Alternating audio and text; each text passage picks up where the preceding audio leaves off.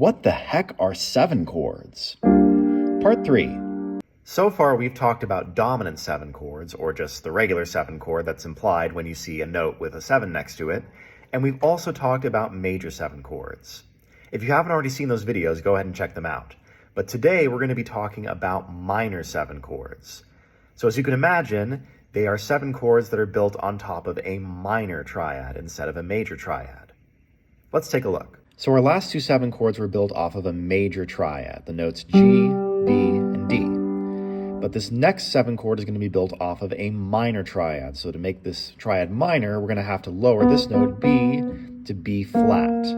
So the minor triad we're building the chord off of is G, B flat, and D. And we're going to just add the note F on top.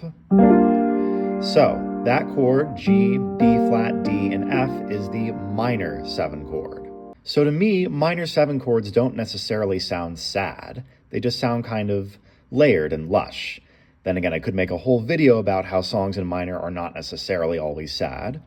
But the minor 7 chord does have this sort of complex layered sound to it, because basically when we add a 7, we're adding an extra layer to the harmony. And so there are a lot of ways you can use a minor 7 chord, but one of the most classic ways of doing it is in what's called a 2-5-1, and it sounds like this.